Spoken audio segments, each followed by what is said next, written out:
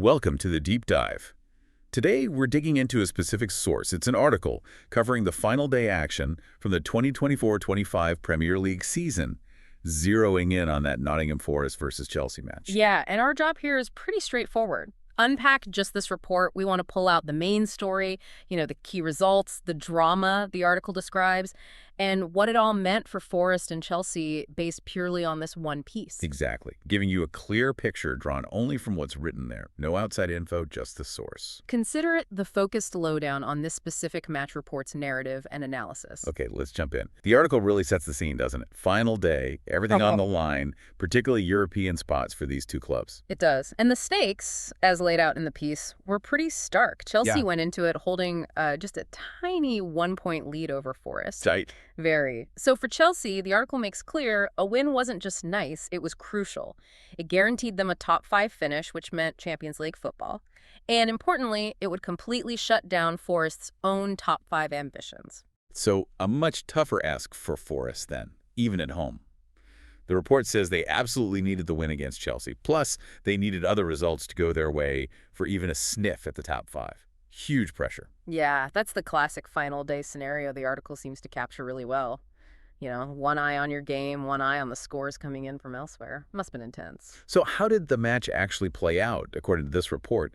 It says Forest started, well, positively, feeding off the home crowd, putting on pressure. Right, but that early pressure, the article suggests, didn't translate into clear-cut chances. They were buzzing around, but maybe lacked that final ball. The article specifically flags a couple of those moments, those near misses in the first half that must have been frustrating for the home fans. Yeah, there's a mention of an Ola Aina cutback for Forest, apparently zipped right across the box. Nobody could get a touch. A real what if. And Chelsea had a moment too, didn't they?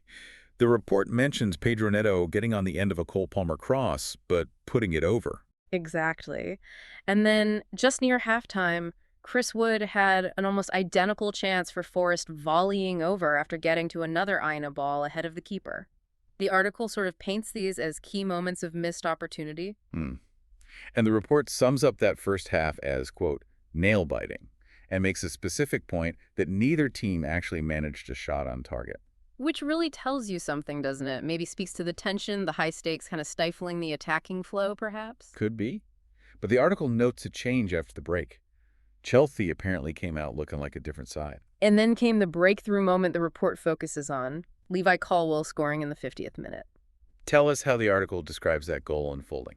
Well, it pinpoints a, quote, poor header from Forest's Neco Williams as the starting point.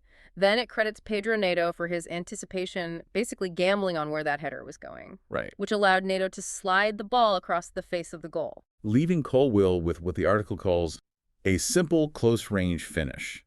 Right in front of the traveling Chelsea fans, too. You can almost picture the scene from the description. Yeah, and that goal, the report suggests, just fundamentally shifted the game's dynamic. Forest obviously tried to respond, push forward. But the article describes the Chelsea defense as resolute. Says they kept Forest at arm's length pretty effectively after that. Even through what the report mentions was 8 minutes of stoppage time. A long time when you're chasing a game. Yeah, needing 2 goals by then. The report mentions Wood volleying over again late on and Elliot Anderson cross shot being cleared away. Yeah. But ultimately, Chelsea just held on. Held on is right. Secured that vital 1-0 win. Okay, let's unpack what this result actually means, based only on the analysis in this article. For Chelsea, that win. That win locked up 4th place for them. The report states they finished 4 points ahead of Forest in the end. And the big prize that comes with 4th. Champions League qualification. The article is very clear on that. It explicitly calls it their return to competition for first time since 2022-23. And the article also puts their season in context a bit under Enzo Maresca. It mentions they spent a lot of his first season already in the top 5. Suggesting maybe a level of consistency throughout the campaign that culminated in this result. It wasn't just a final day snatch and grab, according to this piece. There's also that interesting side note about Colwill, the goal scorer. Oh, yeah, the article brings that up. It frames it as a moment of redemption for him. Apparently, he scored an own goal for Huddersfield in the championship playoff final back in 21-22. The goal that helped Forest get promoted in the first place. Exactly. So there's a nice bit of narrative symmetry there that the report picks up on, a real twist. That's a great detail. The article also notes Chelsea got this result despite missing Nicholas Jackson, who was suspended, and Christopher Nkunku wasn't involved either. And looking ahead, it mentions they still have the UEFA Conference League final against Real Betis coming up. So, a big result achieved while managing absences and with another final on the horizon. That's the picture the article paints. Right. Now, flipping over to Nottingham Forest, how does the article frame their season's conclusion? It calls it an impressive campaign overall, ending in a 7th-placed finish. And 7th place means? UEFA Conference League qualification. So, European football for Forest next season. And the article provides some really significant historical context here, doesn't it? It really does. It states that 7th is Forest's best Premier League finish since 1994-95. Back then, they finished 3rd. Wow, so nearly 30 years. Yeah, and it means, as the article points out, they'll be playing in Europe for the first time since the 95-96 season when they got to the UEFA Cup quarterfinals. That's a massive achievement highlighted in the report. It really puts their season in perspective. The article contrasts nicely with last season, where it was all about just staying up. Yeah. This year, fighting for Europe right until the end. Although, as the report reminds us, they did need those other results for the top 5, but crucially, only a win here kept that slim chance alive, which they didn't get. Right. And the article adds a couple more details, mentioning Taiwo Awuni was watching from the stands after surgery, maybe hinting that Nuno would have loved to have him as an option off the bench. And it also suggests, given that rivals Newcastle and Aston Villa both lost on the final day as well, Forest could be forgiven for thinking what might have been if they'd managed to find that win against Chelsea. A touch of frustration alongside the achievement, perhaps. A bittersweet ending described there. The article also confirms the final top 7, just to lock it in. Man City 3rd, Chelsea 4th, Newcastle 5th, Villa 6th, and Forest 7th. Yep, solidifies that European qualification picture the report lays out. Now, the article gives us some direct reaction from the managers, which is always interesting. What was Nuno Espirito Santo's take, according to the report? Well, his comments sound like a real mix of feelings. The report says he thanked the players for their commitment, felt they really gave their all. He thought they started well, controlled the first half. Second half. He felt they maybe rushed things, got a bit anxious, and that anxiety didn't help. He acknowledged they had good chances, but didn't take them. Summed it up saying it's hard when it was in your hands, suggesting they felt they had a real opportunity and called the league a tough competition. So pride in the effort, but disappointment in the execution at key moments seems to be the summary. Okay, and what about Chelsea's manager, Enzo Maresca? What's his perspective in the article? Maresca, as reported, focused much more on the progress and the achievement. He said the team and players grow a lot this season and felt they showed how good they are today. He expressed this hope that they've brought this club where it has to be. He also made that comment about finishing 6th last year. Yeah, he said, "We finished 6th last year, and most of the time they forget that." Just to clarify, based on the article's own reporting of this season's finish, that 6th last year clearly refers to the 2023-24 season. He's using it to frame this season's 4th place as a big step up. Right, underlining the improvement. Exactly. He also mentioned apparently the only other scoreline he was aware of during the game was Manchester United getting a second goal somewhere else.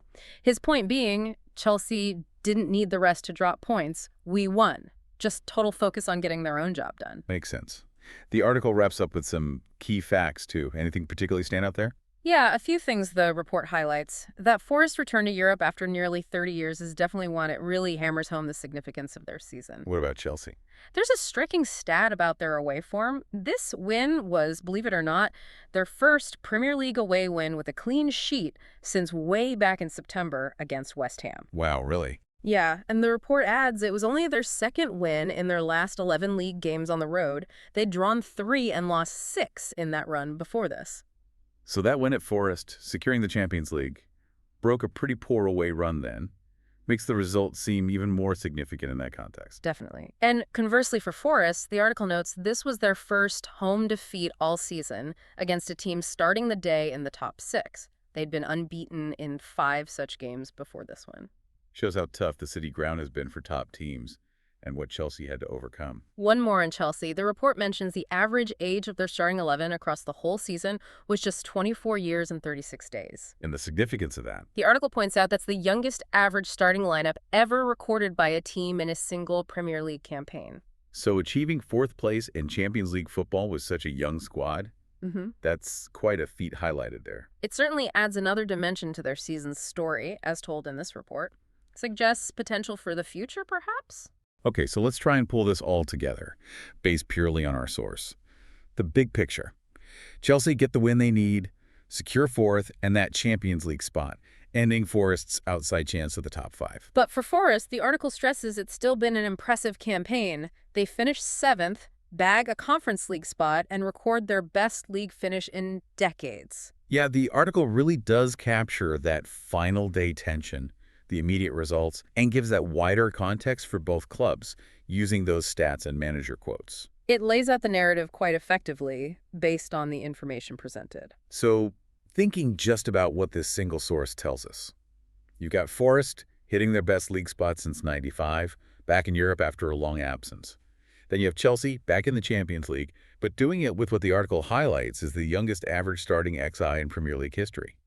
If you just take those two trajectories presented in the report, what does that signal about where these clubs might be heading next season? What's the key takeaway or maybe the most intriguing point that stands out to you from digging into this specific article? It certainly leaves you with contrasting stories of achievement, doesn't it? A lot to chew on from just one match report. Indeed. That's our deep dive based on this source complete. Thanks for joining us. We'll catch you on the next one.